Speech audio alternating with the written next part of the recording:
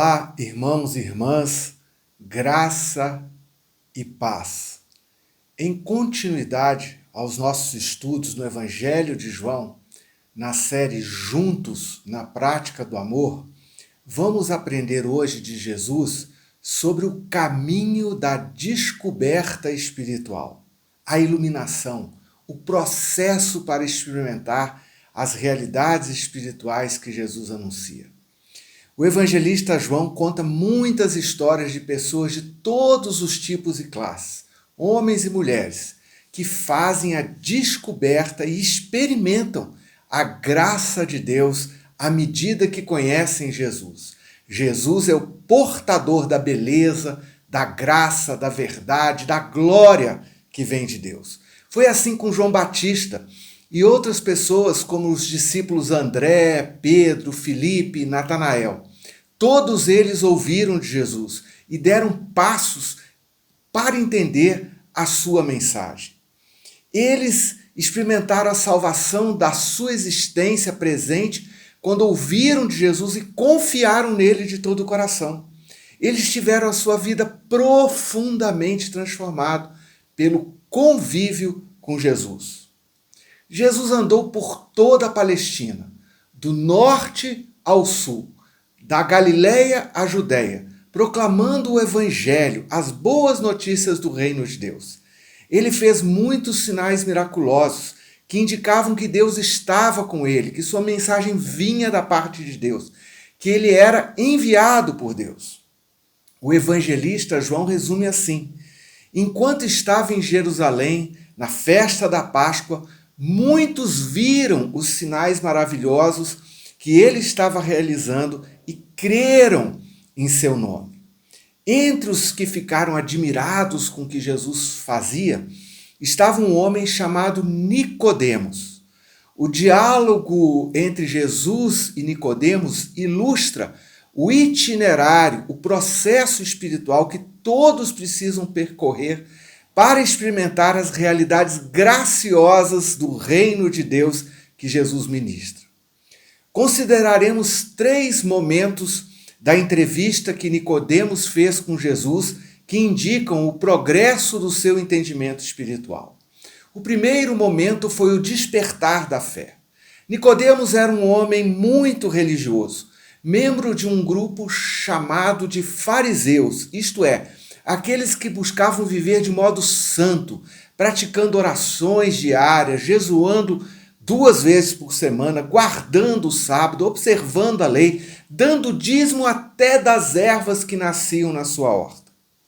Ele era um mestre em teologia, com a maior formação acadêmica possível da sua época, um profundo conhecedor das Escrituras, alguém que tinha elevada posição social e política, homem de posses, rico, era também membro do órgão máximo de governança do judaísmo, o chamado Sinédrio. Tendo visto os milagres incontestáveis que Jesus realizara em Jerusalém, foi procurá-lo de noite, provavelmente para não chamar a atenção dos demais líderes judeus. Jesus o recebeu e escutou com toda atenção. Ouviu o seu pensamento. Nicodemos disse: Mestre, sabemos que ensina da parte de Deus, pois ninguém pode realizar os sinais miraculosos que estás fazendo se Deus não estiver com ele. O interesse de Nicodemos foi despertado pelos milagres que viu Jesus realizando.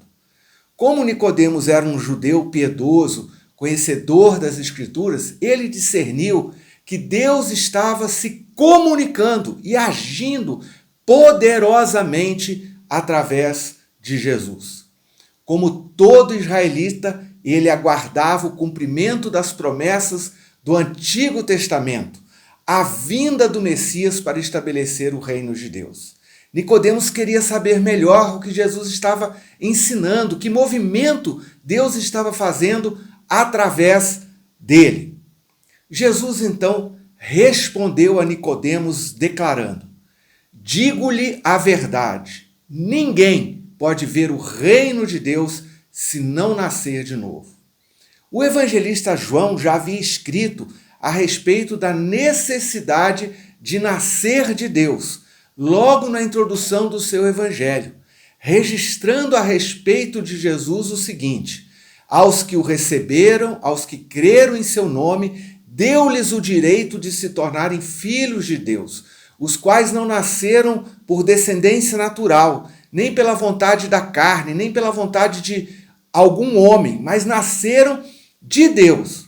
Nascer de Deus, nascer do alto, nascer de cima, nascer do céu, nascer de novo, são todas expressões sinônimas e indicam a necessidade absoluta que todos têm de reiniciar a existência, com um novo coração, com uma nova mente. Mas o que é nascer de novo? Primeiro é preciso perceber o que não é nascer de novo. Nascer de novo não é ser religioso, ter uma vida religiosa, frequentar uma igreja, ter nascido numa família religiosa ou mesmo ocupar cargos na liderança de uma igreja. Nicodemo já era religioso e Jesus disse que ele precisava nascer de novo. Nascer de novo também não é ter muito conhecimento bíblico ou ter informações corretas a respeito de Jesus. Tudo isso Nicodemos tinha. Nascer de novo não é meramente uma postura de correção moral ou integridade ética. Nicodemos era tudo isso, mas ainda assim precisava nascer de novo.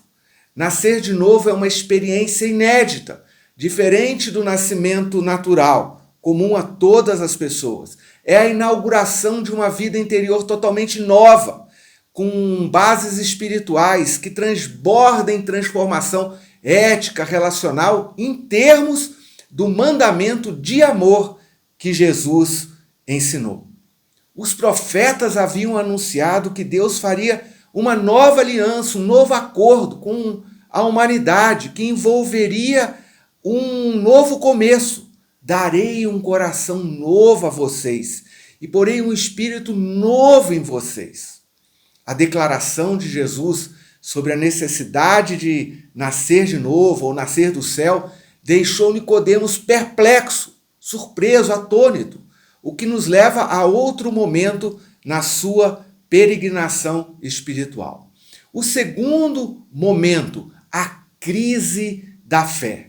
A afirmação de Jesus sobre a necessidade absoluta do novo nascimento chocou Nicodemos. Ele confiava na sua prática religiosa, nos seus méritos, no seu conhecimento bíblico, na sua justiça própria. Nicodemos, então, perguntou a Jesus, indicando que a fala de Jesus parecia um absurdo, algo incompreensível para ele. Como alguém pode nascer sendo velho? É claro que não pode entrar pela segunda vez no ventre da sua mãe e renascer. Jesus, então, responde com toda longanimidade e clareza: digo-lhe a verdade, ninguém pode entrar no reino de Deus se não nascer da água e do Espírito. O que nasce da carne é carne, mas o que nasce do Espírito é Espírito. Observe bem como Jesus reitera a declaração que tem abrangência universal, isto é, algo totalmente fundamental para todas as pessoas. É necessário que vocês nasçam de novo. O que significa, então, nascer da água e do Espírito? É claro que não significa voltar ou reencarnar num ventre materno, pois isso seria igual ao nascimento antigo, a pertença à ordem antiga, natural, nascer da carne. A temática da água e do Espírito já foi abordada pelo evangelista João, quando descreveu e fez um paralelo entre o batismo de arrependimento ministrado por João Batista e o batismo do Espírito que o Messias realizaria. Nascer da água é uma alusão ao arrependimento, à mudança de mentalidade, resultante da pregação e compreensão da chegada e presença do reino de Deus na história. A palavra de Deus ilumina a pessoa, que passa a ver a si mesmo, a sua existência, a Deus, a perspectiva da vida de uma maneira nova, desejando viver uma nova vida, arrependendo-se da antiga orientação e valores que a inspiravam até então. O batismo, ou seja, ser imergido nas águas, simboliza essa morte para a velha vida, a ruptura com o passado e o nascimento para uma nova vida sob o governo de Deus, uma existência orientada e norteada pelo céu. Porém, como viver essa nova vida, segundo o mandamento de amor, realizando as obras que o Senhor deseja que realizemos? Em nós não há o poder, a capacidade. Por isso precisamos ser capacitados pelo Espírito, batizados no Espírito, para viver a nova vida, viver sob o reinado de Deus, desde o momento em que cremos em Jesus como nosso Senhor. É necessário nascer de novo, nascer do alto, de cima, do céu, da água, do Espírito, porque em nós mesmos não há o poder para viver como Deus deseja. O nosso coração é cheio de contradições, inconsistências. Não conseguimos salvar a nós mesmos. E se Deus não nos iluminar, não nos fazer ver as realidades do reino, não nos limpar dos nossos pecados e erros, não nos conceder o seu Espírito, jamais entraríamos na esfera da graça, na dinâmica do reino de Deus. Ficaríamos como Nicodemos, admirados com o que Jesus faz, cogitando haver nele algo divino, uma mensagem de Deus, mas não iniciaríamos uma nova e surpreendente existência movida e inspirada pelo vento que vem do céu. A explicação de Jesus motiva um novo questionamento de Nicodemos e conduz a um terceiro momento. Esse terceiro momento é o fundamento da fé. Nicodemos quer aprofundar a conversa, compreender melhor, saber as bases onde se fundamentam a perspectiva e a possibilidade de nascer de novo, de viver uma vida nova. Ele pergunta: como pode ser isso? Jesus indica que muitas vezes a confiança no saber próprio, no conhecimento humano, na formação acadêmica, na posição social, funciona como viseira que impede a percepção das realidades espirituais. Você é mestre em Israel e não entende essas coisas? Para perceber o reino de Deus e entrar na sua realidade, é preciso ser humilde de espírito, quebrantado de coração, a fim de receber as revelações e conhecer a perspectiva revelada por Jesus. Eu lhe falei das coisas terrenas e vocês não creram. Como crerão se lhes falar das coisas celestiais? A fé se fundamenta e se desenvolve a partir do ouvir, do acolher, de meditar na palavra e nos ensinamentos de Jesus. Jesus veio do céu, Jesus conhece a Deus e por isso Jesus pode nos apresentar o rosto e o coração do Pai Celestial. Nascer do céu para ver e entrar no reino de Deus não se ampara na nossa existência anterior. Exige recomeço, noutras bases, em outros termos. Por isso é preciso um coração arrependido, que nasce da água do batismo. E é necessário receber o sopro vital, vitalizante do Espírito Santo, que possibilita andar em novidade de vida. O ato fundante, criacional, último, que possibilita o arrependimento para o perdão dos pecados e o recebimento do Espírito para viver uma nova vida, é a obra de Jesus na cruz.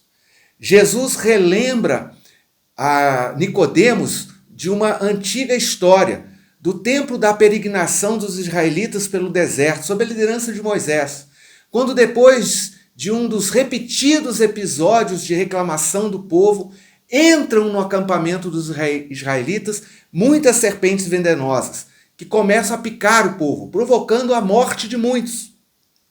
Moisés então orou a Deus, reconhecendo o pecado do povo e pedindo o livramento.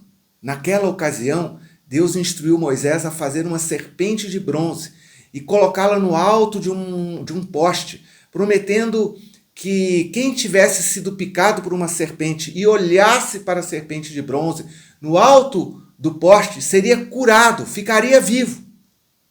Jesus finalmente declara: da mesma forma como Moisés levantou a serpente no deserto, assim também é necessário que o Filho do Homem seja levantado para que todo o que nele crer tenha a vida eterna. É isso. Todo aquele que foi envenenado pelo veneno do pecado, que teve o seu coração atingido pelo veneno maligno, pode ser curado e restaurado pela obra que Jesus realizou na cruz. Pois ele é aquele que tira o pecado do mundo e concede o espírito da nova vida. O que é preciso fazer?